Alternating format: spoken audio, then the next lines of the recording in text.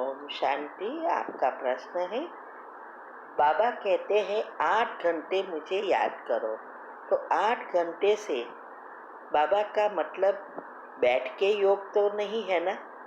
8 घंटे में क्या मुरली सुनना, स्वमान, नुमासाम योग क्लासेस सुनना, खाना बनाते समय याद करना, रात का योग, बाबा की किताब पढ़ना, ये सब आ जाता है। उत्तर है, देखो 8 घंटा योग में बैठकर जो भी आप योग करते हो वो मुख्य है।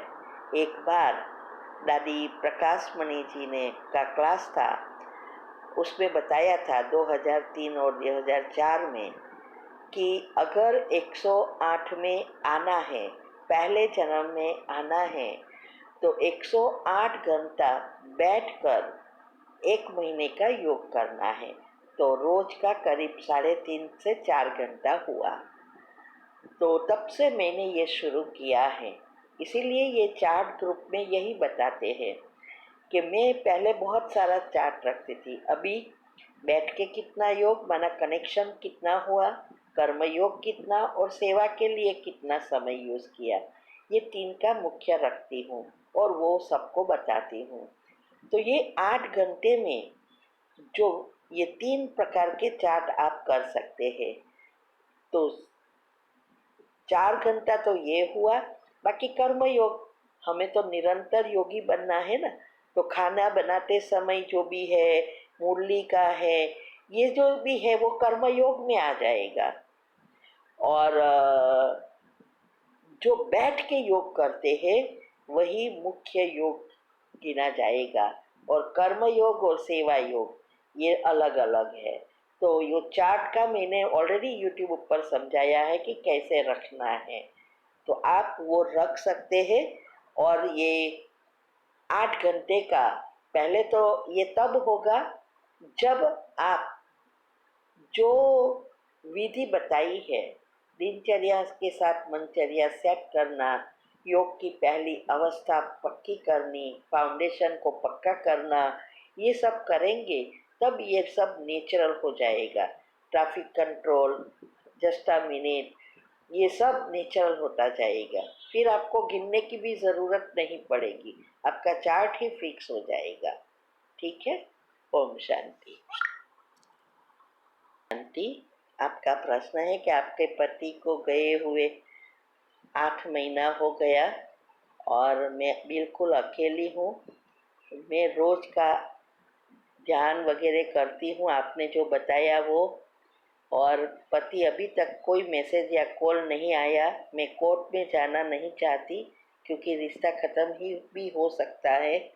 मैं बहुत परेशान हो गई हूँ, मुझे पति की बहुत याद आती है। क्या कोई मेरे लिए योग कर सकता है? दूसरा, क्या मधुबन में बाबा को भोग लगाने से कोई फ़ायदा है? कोर्ट में जाने से मेरी ऊर्जा बहुत कम होगी क्योंकि मैं अकेली हूँ।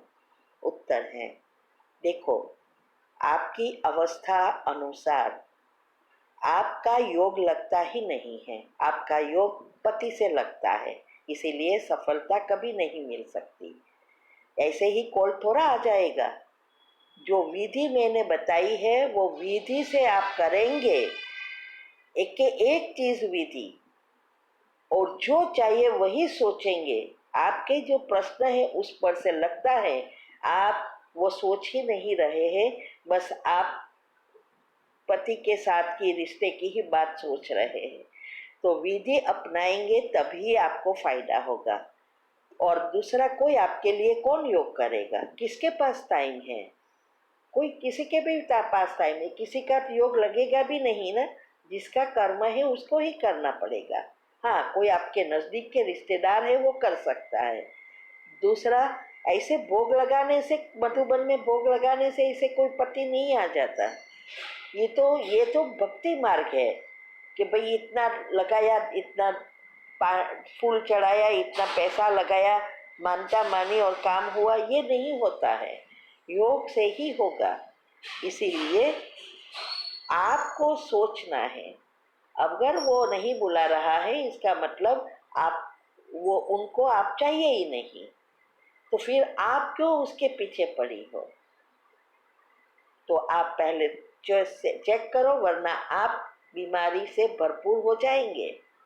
ये सब आप बीमारियां का आह्वान कर रही हो।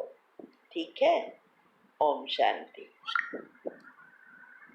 आपका प्रश्न है, जब ड्यूटी से घर वापस आती हूँ शरीर पूरा टायर्ड रहता है, दिन भर चलने वाला वर्क है, रेस्ट बहुत कम मिलती है, बेड में सिटिंग करने से नींद आ जाती है।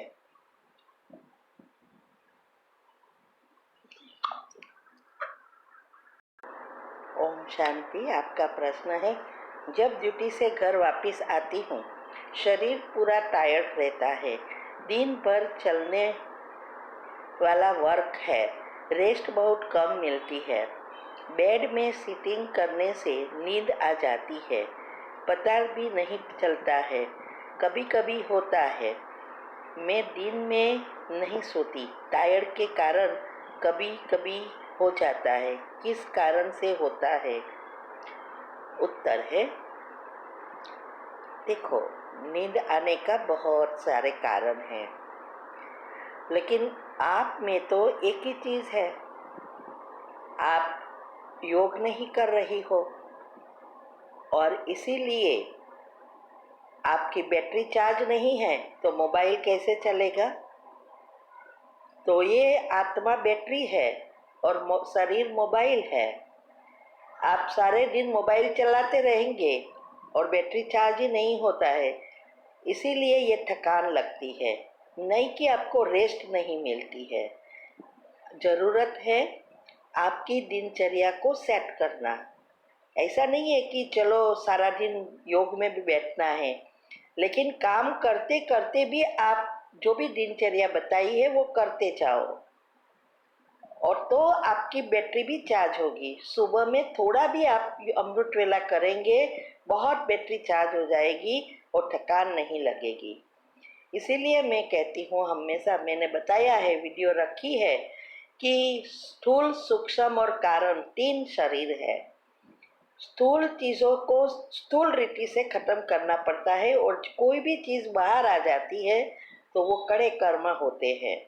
सूक्ष्म शरीर दुआओं से जाएगा, और दुआ कमाने का अभी तो साधन यही है कि हम जो भी कमाते हैं उसमें से थोड़े परसेंटेज फिक्स करके उसको सेवा में लगाना।